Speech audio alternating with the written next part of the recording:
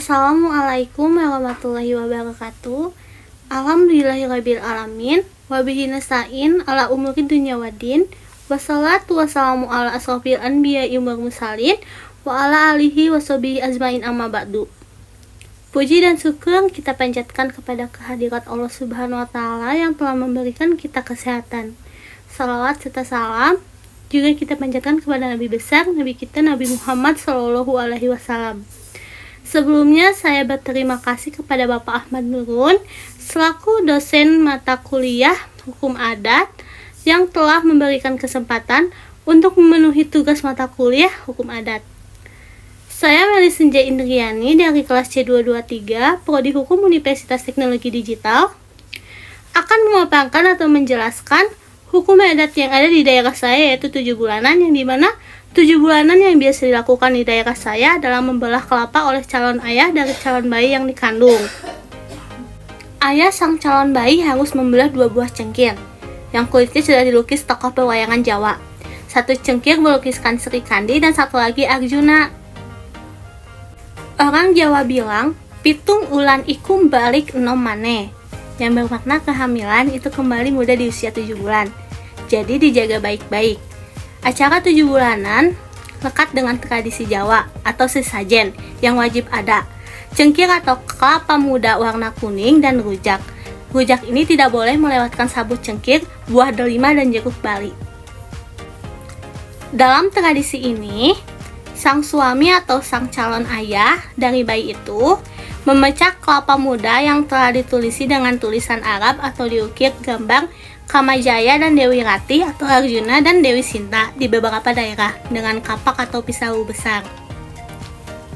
Jika cengkir terbelah sempurna, maka diramalkan bayi yang dikandung adalah laki-laki. Nah, jika meleset, maka bayinya perempuan.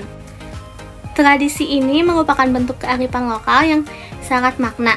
Kelapa muda melambangkan kesucian dan kesuburan, sedangkan gambar Kamajaya dan Dewi Rati atau Arjuna dan Dewi Sinta melambangkan harapan agar bayi yang lahir kelak memiliki paras yang tampan atau cantik dan budi luhur. Meskipun tradisi ini tidak terbukti secara ilmiah, namun tradisi ini tetap dilestarikan sebagai bentuk budaya dan doa masyarakat Jawa untuk menyambut kelahiran sang buah hati.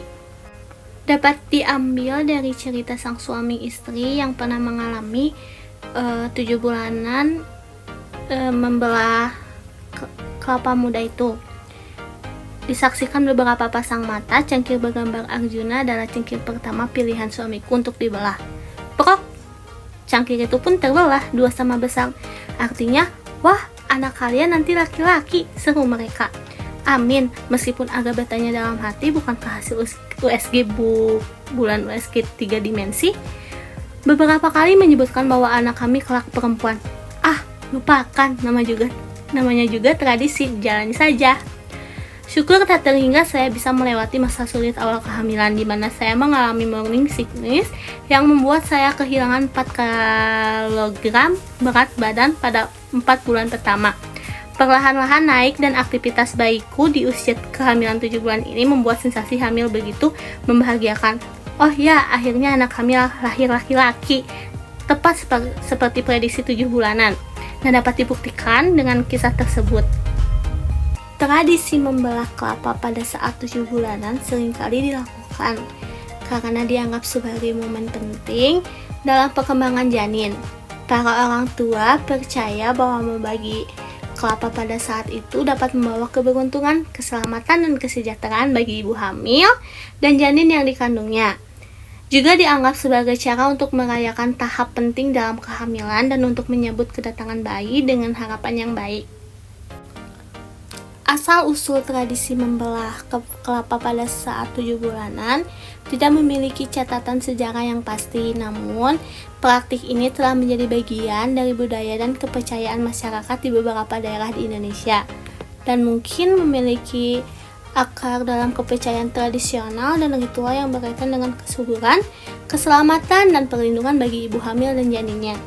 Tradisi ini terus dilestarikan dan dilakukan sebagai bahan dari warisan budaya yang turun-temurun dari generasi ke generasi.